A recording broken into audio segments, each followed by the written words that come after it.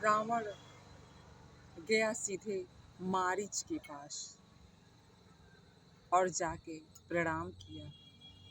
मामा प्रणाम, आपसे कुछ काम है। मारीच पूछे, कहो क्या काम है हमसे। रावण ने कहा कि आपको सोने का मृग बन के जाना है और अपनी बातें बताया। गोस्वामी जी कहते हैं 9 लोगों से कभी बैर नहीं करना चाहिए। शास्त्री, मर्मी, प्रभु, सट, वैद, धनी, बंदी, कवि और भाजय, इन लोगों से कभी बैर नहीं करना चाहिए। जिसके पास राइफल है उसके पास जाके बक बक बक बक करिए, बस एक ही राइफल में आपको खत्म कर देगा। मर्मी, जो आपकी बातों को जानता है, उससे अगर आप बैर करते हैं तो आप जीत नहीं पाएंगे। प्रभु, प्रभु हो, गुरु हो, अपने से बड़े हो, श्रेष्ठ हो, गुरु गुरु ही होता है, चाहे चेला कितना हो आकाश छू ले। इसीलिए कभी बैर नहीं करना चाहिए। सट, मूर्खों से कभी भी झगड़ा नहीं करना चाहिए, नहीं तो उससे भी बड़ा मूर्ख। वैद, वैद से कभी भी, यानी डॉक्टर से कभी भी अगर बुखार है तो बुखार ही बताना चाहिए, नहीं तो वो आपको दस्त की सुई लगा देगा। इसीलिए कभी भी वैद से भी पंगा नहीं लेना चाहिए। धनी, अगर धनवान व्यक्ति है तो आप जानते ही हैं धन पैसे की कितनी कीमत है। बंदी, जो पहले के राजा महाराजाओं की प्रशंसा करते थे उसी को कहते हैं कवि। कभी अगर एक कविता वायरल कर दिया आपका तो पूरा जीवन आप कहते जाइए कि मैंने ये किया नहीं है, नहीं किया है, पर इसका कुछ भी होने वाला नहीं है।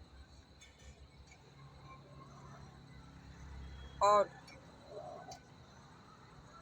भोजन जो बनाता है, रसोइया जिसको कहते हैं, अगर आप थोड़ा भी गड़बड़ी किए और ज़्यादा नमक डाल दिया तो उसी दिन भोजन का स्वाद ही। इस 5 लोगों से कभी भी बैर नहीं करना चाहिए। मारीच से जब रावण ने कहा तो मारीच कहा कि मैं जाऊंगा तो मारा जाऊंगा। तो रावण ने कहा कि अगर आप नहीं जाते हैं तो मैं आपको मार दूंगा, अभी मार दूंगा। मारीच सोचा, इस मूर्ख के हाथ से मरने से अच्छा है कि प्रभु के हाथ में से हमारी मृत्यु हो। और मारीच सोचा कि इस मूर्ख के हाथ से मरने से अच्छा है कि प्रभु के पास मैं चला जाऊं और प्रभु के हाथ से हमारा मृत्यु हो। मारीच क्या किया कि सोने का हीरा बनकर चला। मैया ने जब देखा तो मैया ने कहा प्रभु जी इसका चम्र मुझे चाहिए। माया सोना घीस के, सोने का जो मृग है वो सोने नहीं देता है। अगर हमें सोना अगर हमारे पेट के अंदर है तो हमारा सोना खत्म हो जाता है। धन जो है हमारी नींद को खत्म कर देता है।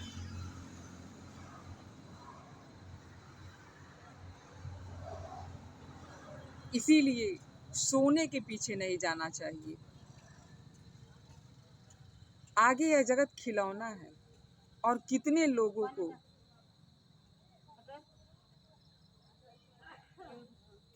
इस सोने के खेल से ही खत्म हो गए। इसीलिए सोना जो है अधिक मात्रा में हितकारक नहीं होता है, हमारा ही सोना खत्म हो जाता है। अब ये मारीच आगे आगे चल रहा है और प्रभु इसके पीछे पीछे चल रहा है। जब प्रभु पीछे पीछे जा रहे हैं तो मारीच बार बार प्रभु की तरफ देख रहा है। किसी ने कहा कि तुम क्यों आगे जा रहे हो, क्यों दौड़ रहे हो, क्यों रुक जा रहे हो। मारीच ने कहा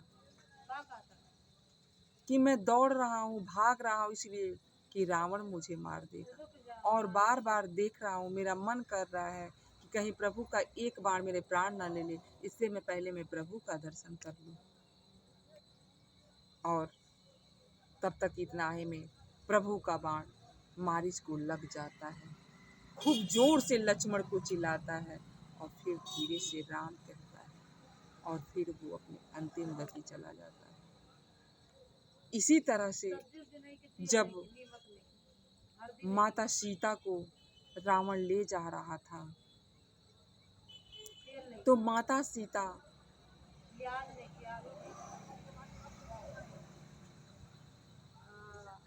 बोल रही हैं, विरह कर रही हैं। तब तक जटाऊ, गिद्धराज जटाऊ के कान में आवाज जाता है, धन्य वो भारत के पक्षी हैं जो अपने प्राण को आहूत दे देते हैं, और धन आपके नौजवान हैं जो मुंह बंद कर लेते हैं। जब मारीच, जब रावण की आवाज, माता सीता की आवाज जटाऊ सुनते हैं तो कहते हैं, बेटी पुत्री सीते तुम घबराओ मत, मैं आ रहा हूँ। जब देखता है रावण तो कहता है, ये बूढ़ा गिद्धराज क्या कर सकता है, और तुरंत खग से उनकी पंख को काट देता है, और गिद्धराज जटाऊ गिर जाते हैं। तब गिद्धराज जटाऊ प्रभु को याद करते हैं, कहते हैं कि प्रभु मैं तो आपके पास आने वाला था, लेकिन अब आपको मेरे पास आना पड़ेगा। वैदेही का सूचना जो मुझे आपको देना है। उसी समय तुरंत प्रभु जो है गिद्धराज जटाऊ के पास आ जाते हैं चलते चलते, और उनके मुड़ी को, सर को उठा के अपने गोद में रख लेते हैं, और कहते हैं, तब तक गिद्धराज जटाऊ कहते हैं, पुत्र मैं पुत्र वधू को नहीं बचा सका।